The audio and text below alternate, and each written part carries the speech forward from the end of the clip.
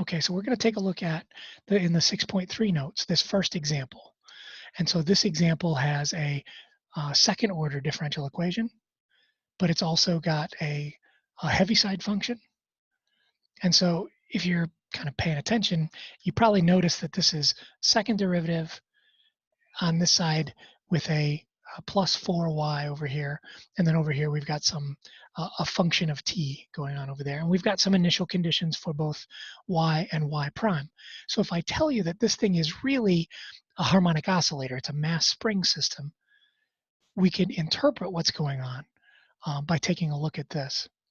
And so if this is a harmonic oscillator, the first thing we'd want to kind of figure out what's going on is there's a mass term right here. So the mass of this thing would be 1 unit, whatever that happens to be, 1 mass unit.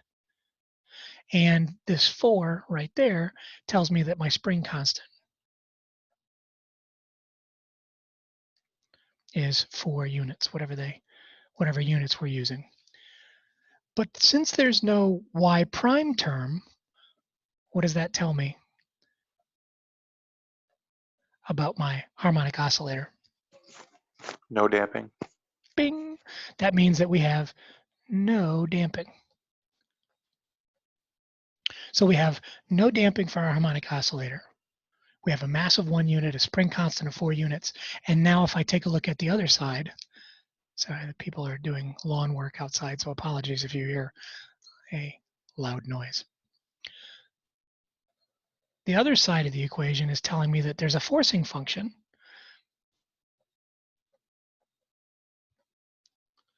And the forcing function is a sine function. But what's happening with that sine function?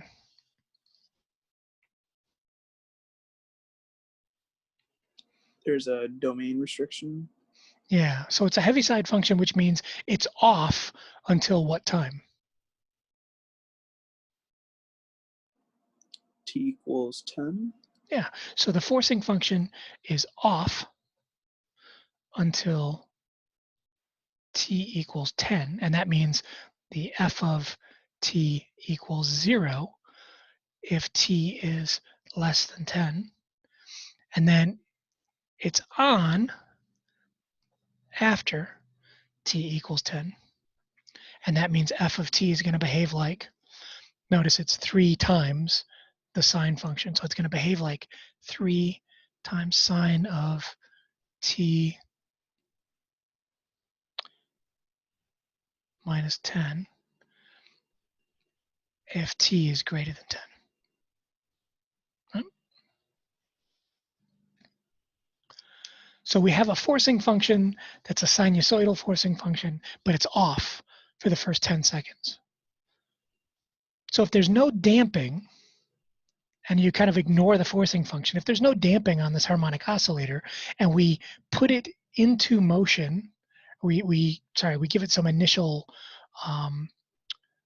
displacement, but no initial velocity. It's like pulling the spring 1 unit off to the side and then letting go from rest.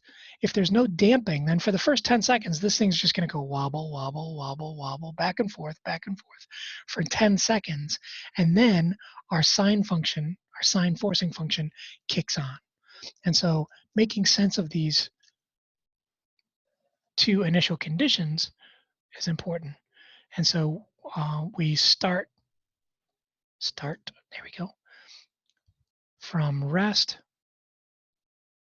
at 1 unit to the right. So the 3 parts of our harmonic oscillator situation, what's the natural response part, right? What's the harmonic oscillator designed as? The second part is, what's the forcing function behaving like? And then the third part is, what do the initial conditions tell us about what's happening? If you can make sense of all 3 of those, then you're in good shape. So what we're going to do now is try to basically solve this differential equation using the Laplace transform method. And if you remember, the Laplace transform method says first step is to take the Laplace transform of both sides. So I'm going to try to use different colors here so I can make sense of what's going on. So if I take the Laplace transform of both sides, that means each term in turn. So it's going to be the Laplace transform of y double prime plus 4 times the Laplace transform of y. And then the other side of the equation, the 3 is just a constant, so that sits out front. 3 times the Laplace transform of u sub 10 of t times the sine of t minus 10. Now, this side, we recognize, oh, that's a shifted switch, right? So that definitely has a formula that we can follow, we can make sense of. But the other side, we know what this is, but we've never seen the Laplace transform of a second derivative before. So what we have to do is treat it as the Laplace transform of the derivative of y. So we're going to rewrite this as Laplace transform of d dt of y prime plus 4 times the Laplace transform of y. And then this side, we can get our table out, and I can never remember what the shifted switch formula is. Right? If you're doing a shifted switch by a units, it's just e to the negative as times the Laplace transform of the unshifted function. And the unshifted function in our case is sine. So it's going to be 3 times e to the negative 10t times the Laplace transform of sine of t, unshifted, right? Now we can look that up in a second. But this guy requires us to kind of pull it apart a little bit further. So what's the Laplace transform of a derivative? Well, it's just s times the Laplace transform of the thing minus the initial condition. So this really is s times the Laplace transform of y prime, not plus, minus, there we go, the initial condition. And for us, it's going to be the initial condition of y prime of 0. So that is all that. Then we have just plain old 4 Laplace transform of y hanging on. Then off to this side, 3 e to the minus 10t times the Laplace transform of sine of t. If we look that up on our table, I think it turns out to be like 1 over s squared plus 1 because it's a 1 on the inside. You can check me on that.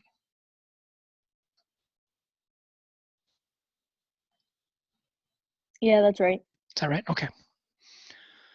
So this side is all set. That's all set. It's just a matter of kind of pulling this further. And we know the Laplace transform equation says the initial condition y prime of 0. And we know y prime of 0, that's just 0. So that doesn't matter to us anyways. And now we're left with what's s times the Laplace transform of a derivative of y? Well, we're going to do the same thing. This would be s times the Laplace transform of y minus y of 0. And that whole thing now, all this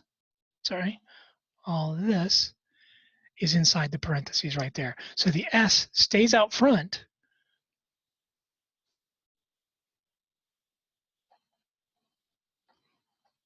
And this side we still have 3e to the minus 10t all over s squared plus 1. And we know that y of 0, that has a value, that's equal to 1. So what we have is s times the Laplace transform of y minus 1 plus 4 Laplace transform of y equals all the same stuff.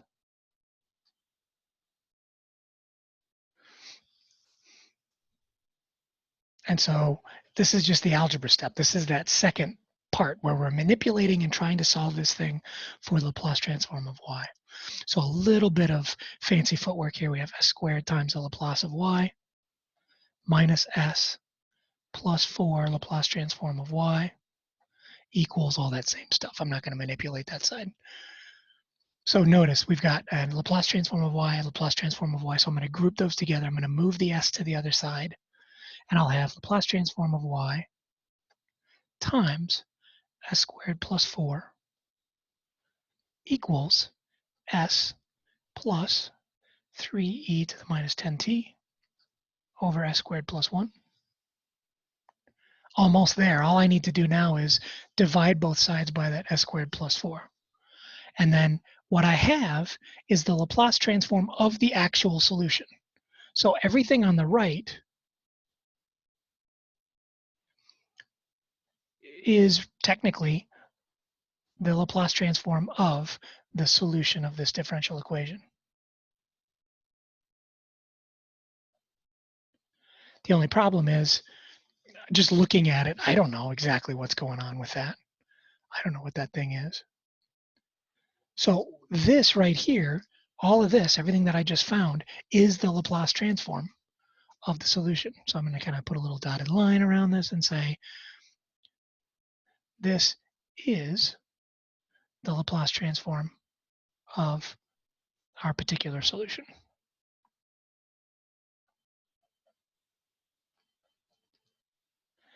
The only problem is I need to be able to undo that Laplace transform.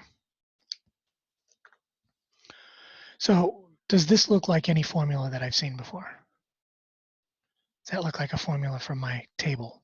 S over s squared plus 4. Let's see. S over s squared plus 4.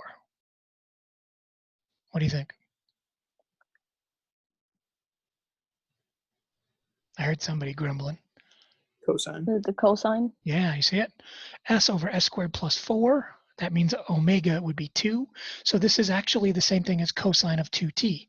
So this first term, easy peasy.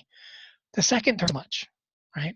I've got e to the power times something. No, I'm going to have to split this up. And so this is where I would step into Maple and try to pull this thing apart.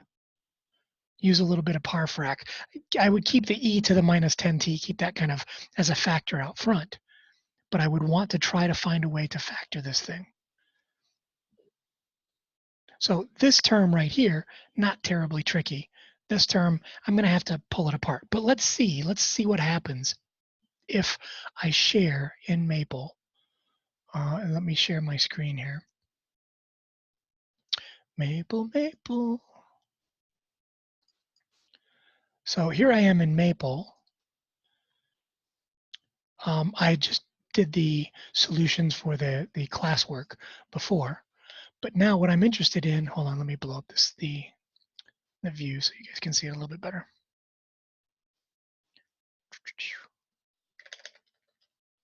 So I'm interested in what would happen if I just said inverse Laplace of all that junk that we have written on the page. So S over S squared plus 4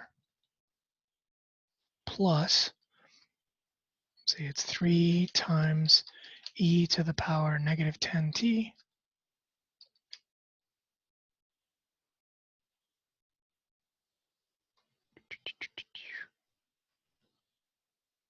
Did I do that right? Yeah, okay.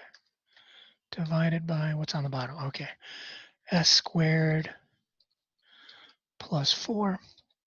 And then remember, if I do parentheses right next to each other, Maple's like, wait a minute, are you meaning to multiply? If so, you got to put a multiplication symbol between them. And then S squared plus 1. So this is me saying I want to find the Laplace transform of that and change it from a variable of s into the variable t. And Maple says this. So we were right about that first term, that s over s squared plus 4 being just cosine of 2t. But what's going on here? It looks like I have two sine functions with two different periods. Hopefully you can see that what we have really is a shifted switch situation, but it's a shifted switch with two terms. And the way we would find that is by doing a little bit of a conversion. So I could convert the 3 over this stuff. So I could convert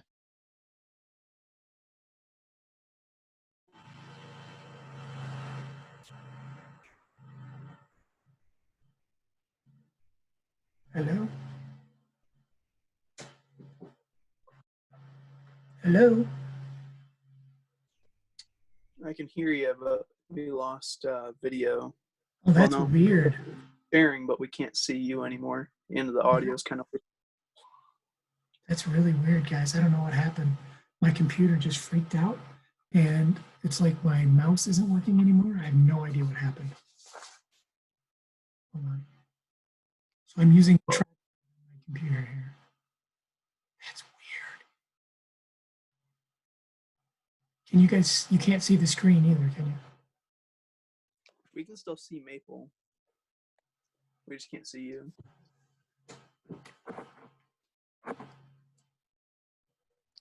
We can see the maple screen, but we can't see the. Sorry, I'm trying to problem solve while I'm doing this here. Come on. That's really weird. Hold on, let me see if I can just finish this last little step here. If I wanted to convert, oops, not that. Convert 3 divided by this using rfrac and the variable s.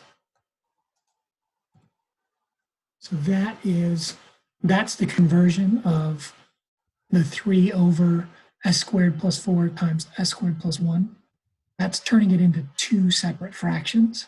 And hopefully you can see where the shifted switch would come into play, because it's basically e to the minus t times both of these. And so in the first case, it's going to be a sine with a frequency of 1. That's this term right here. And this second one is a sine term with a frequency of 4. And that's this guy right here. Or sorry, with 2. And that's that guy right there with a minus in front of it. So I will finish this video. Apologies, my computer is just freaking out on me. I don't know what's going on. I'll finish this video, and I'll finish the videos for the other problems for this section. But I wanted you to see how we can go from being able to solve a first order differential equation to being able to solve a second order differential equation. So can you guys see the screen of the, can you see my hand? We can see the page. We don't see your hand. Oh, that's weird. It's like the document camera froze up and everything. Sorry, apologies. I'll try to finish this up and then I'll make it, I'll post it online. But I mean, all the work is pretty much done. It's just a matter of writing down the solution at that point. So, gosh, I'm really sorry. I don't know what happened. My computer just freaked out on me. I'm gonna have to do some problem solving here. In the meantime, you've got a problem set to work on. You've got, I'm going to share with you guys a review for the final exam. I was going to share that with you here at the end here, but it's going to take me a little bit. So I'll send it out over email and send out a little reminder when I get it posted online. Apologies, technical difficulties. I'll figure it all out and we'll share it with you later. So let me stop the screen share. And I'm going to stop the recording here. But if you have